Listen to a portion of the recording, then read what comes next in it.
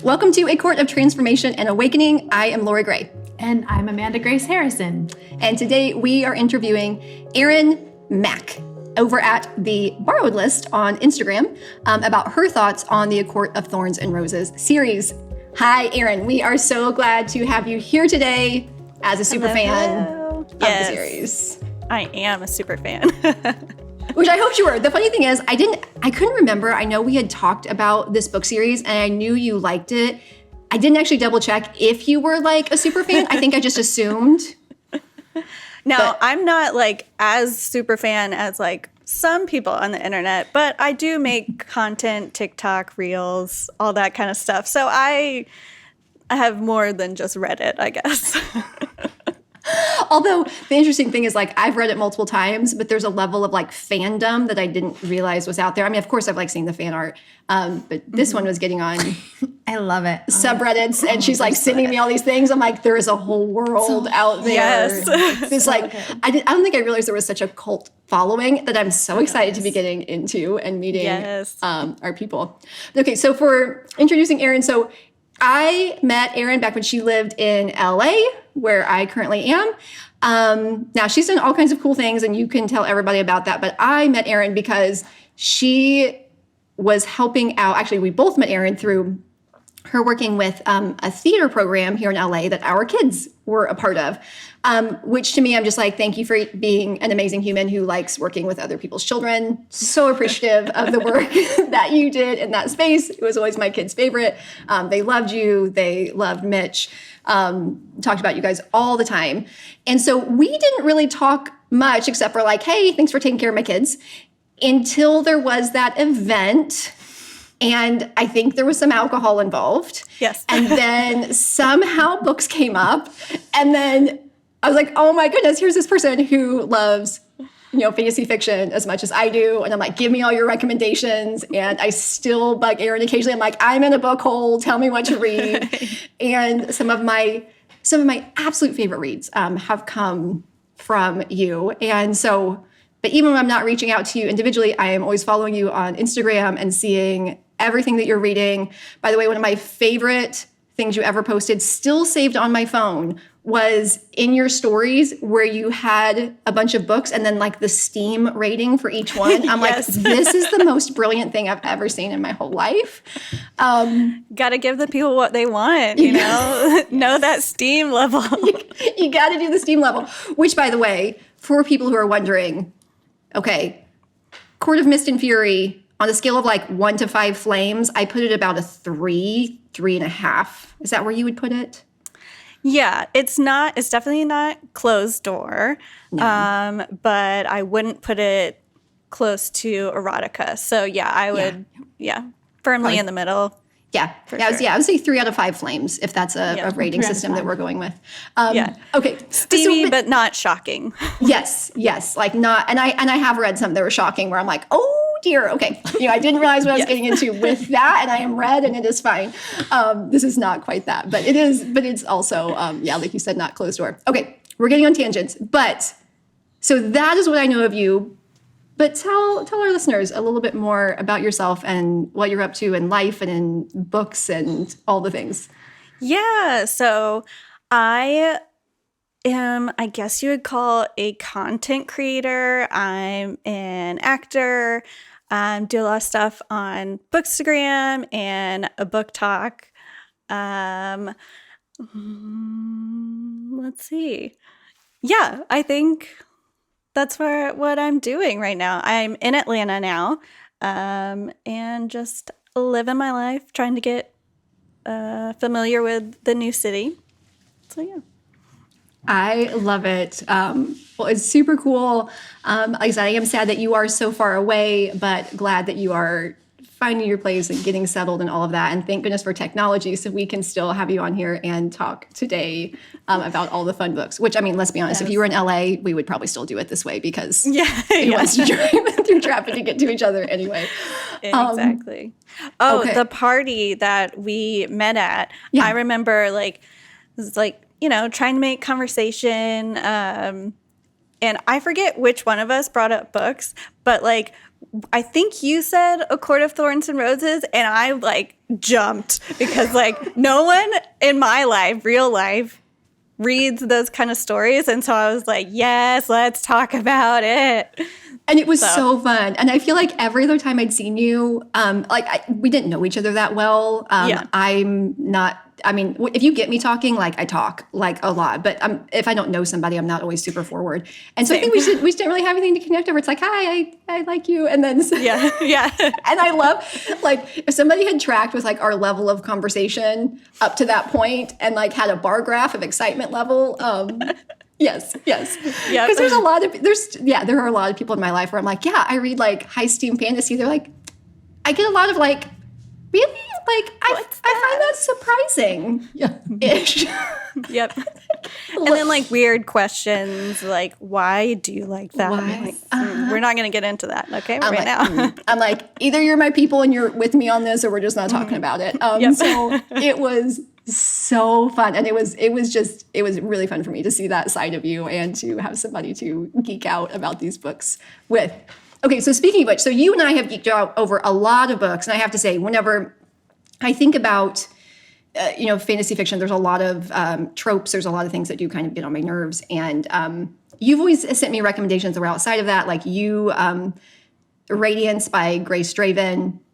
Love how that one breaks the mold. Red, White, and Royal Blue. I would never pick up a contemporary romance. Like I think about some of like my favorite books that I've read over the last few years. Like they all came from you. I always trust your recommendations. You have such good thoughts on things.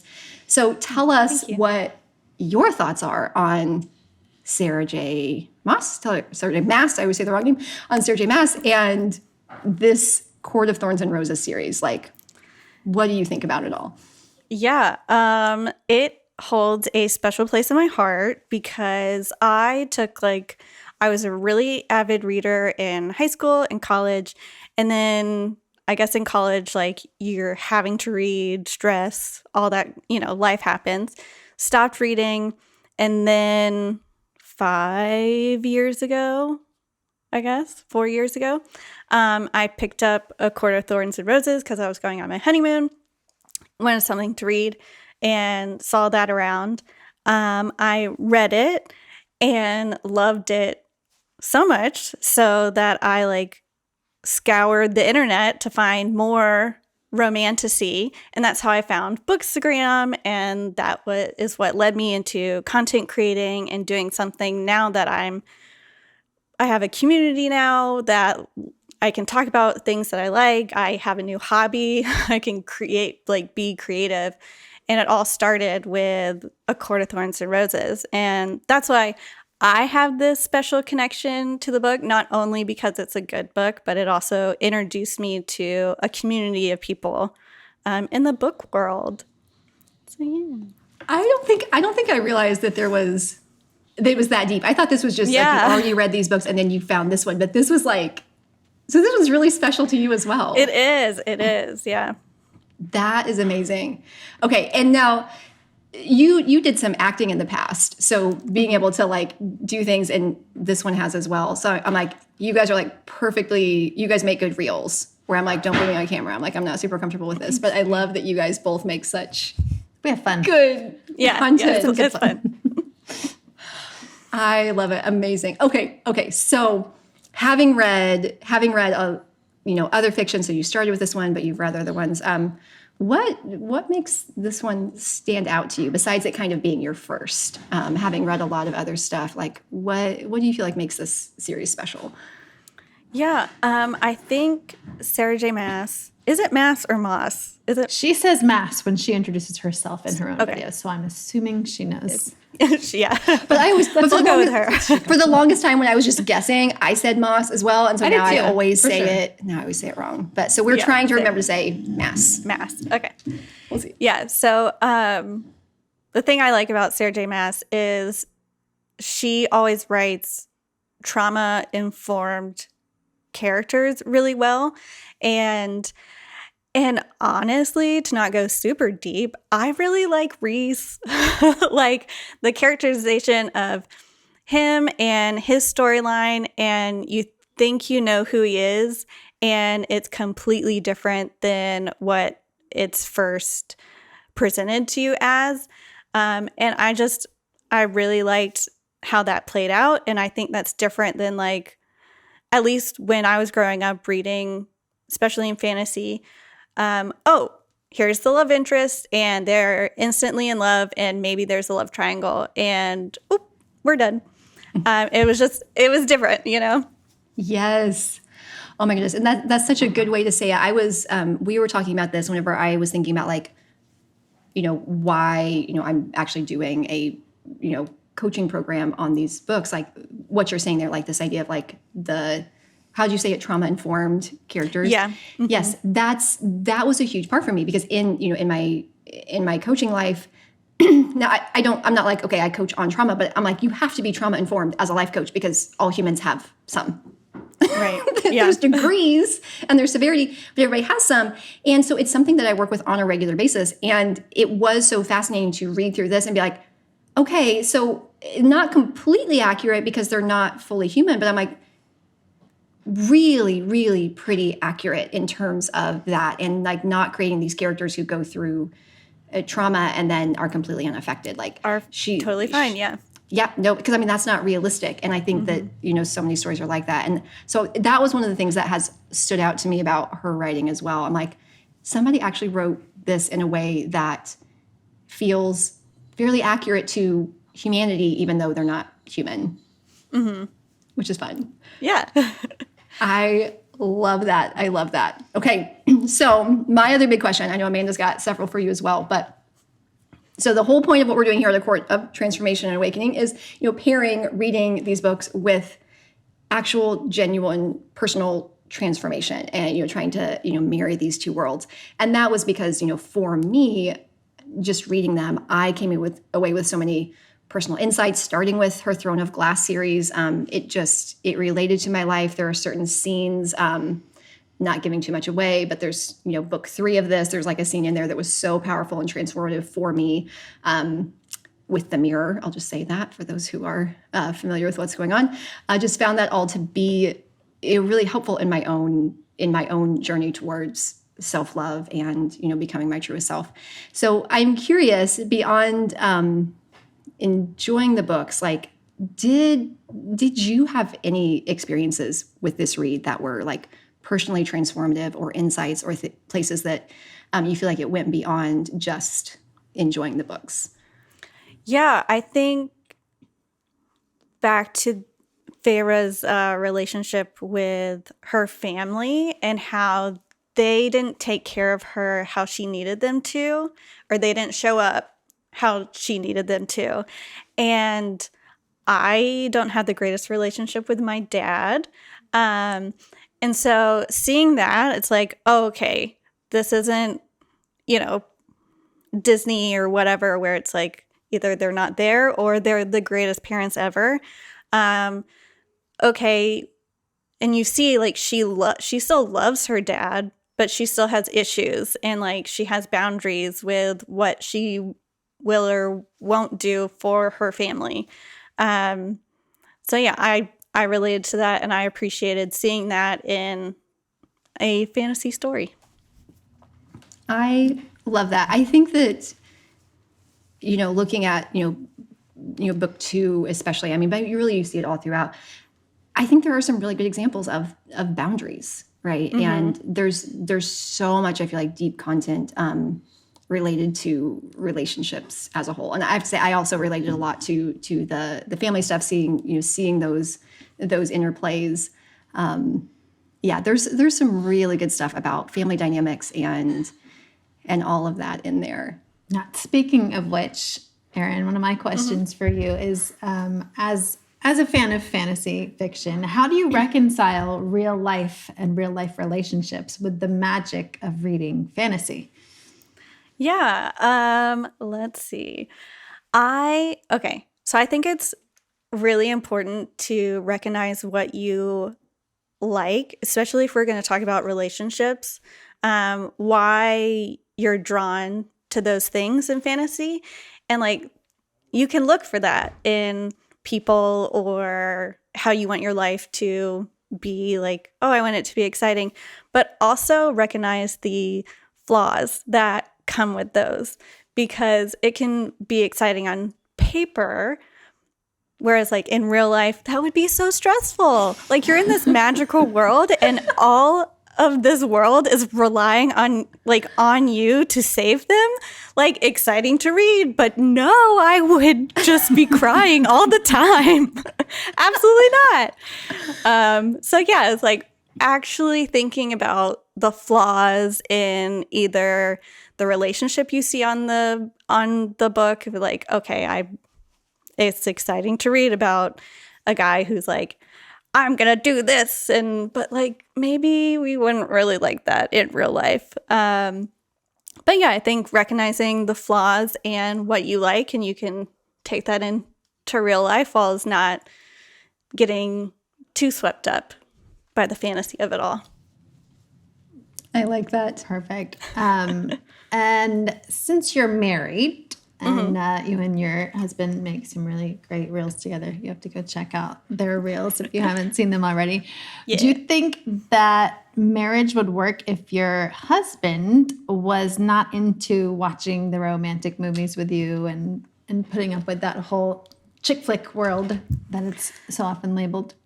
So he actually doesn't watch rom-coms with me. I like bad rom-coms. That's what I like to watch. I like that they have to be bad rom-coms. They are bad rom-coms. Not the good ones, just the bad ones. No, I like the good ones, but I prefer the bad ones so I can laugh and like, oh my goodness, this is hilarious. Make jokes. I'm with myself, but I make jokes to myself, sure. So he does not like those. He's like, this is so bad.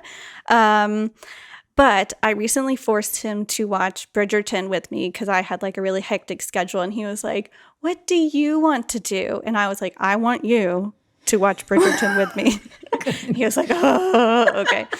But he did, and it was the second season, right? The second season recently came out, and he got just as into it as I was. And so like we were right there with each other being like, oh my goodness, they're about to touch hands.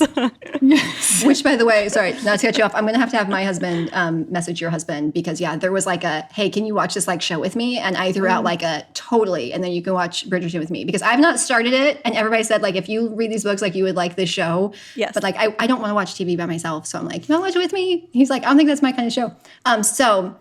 Second season. Second season. So if Mitch likes it, I agree.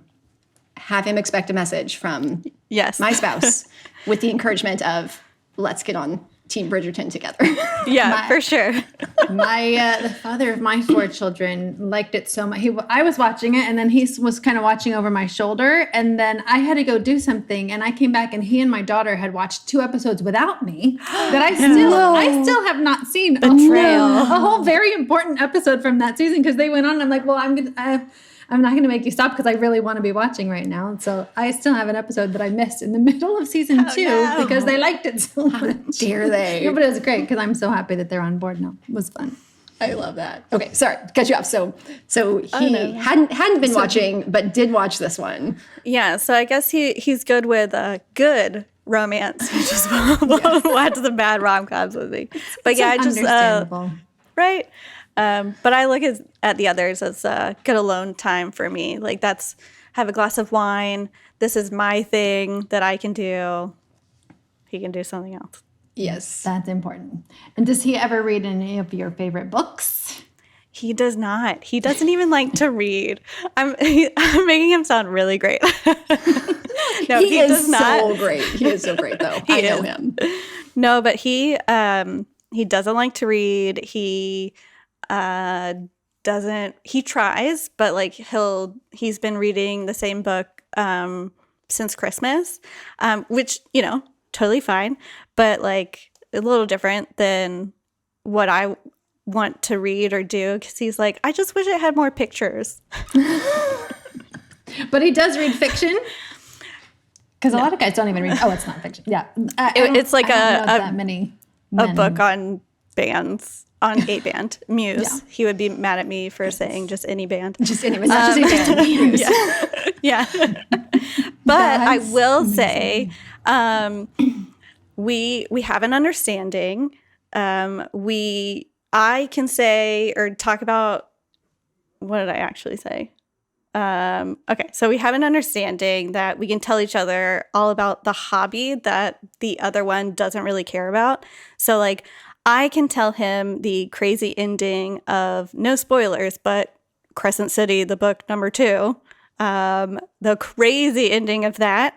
And he can tell me about basketball, and we will validate each other's feelings on things and listen, and we'll be like, oh, wow, what happened next? Or, for both of us, but knowing we don't really care. But we get that validation. That's amazing.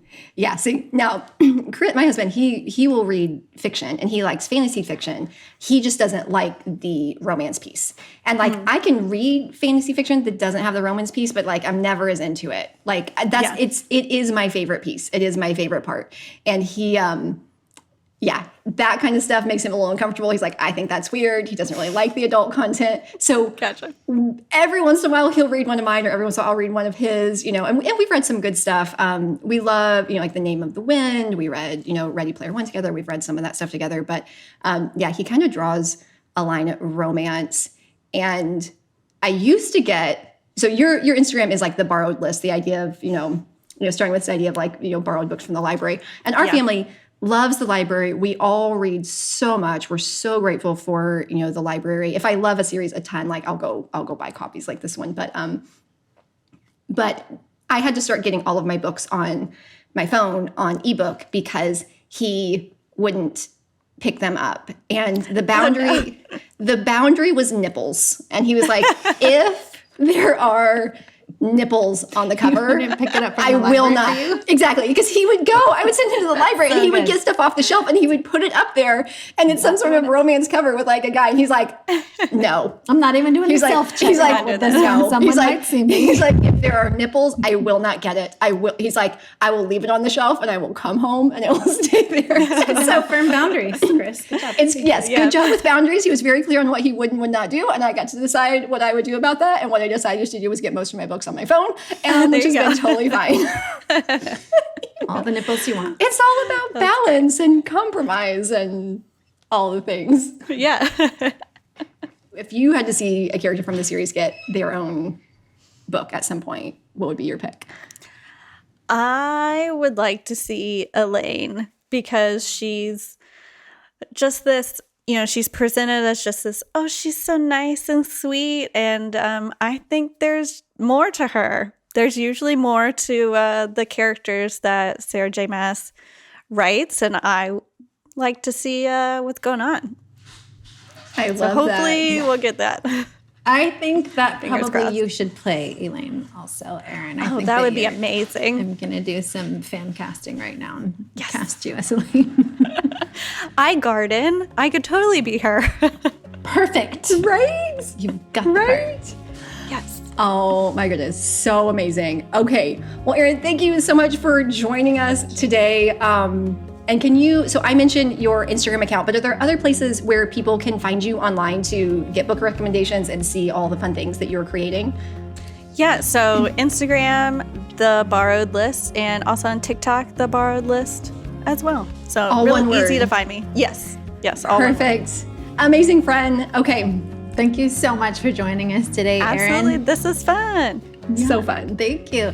We want to invite all of you to come join our free community at ACOTAR, that's ACOTAA.circle.so, where you can read through the books with us and join in our community discussions and more. And when you are ready, you can join us for a book journey of your own with one of our courses. All right, we will see you there. Bye. I didn't notice the see you there wasn't bold. That was supposed to be me. This is for you. It's okay. It's okay. I didn't even look at it again. We are so good at intros and outros. We're figuring out what we're saying.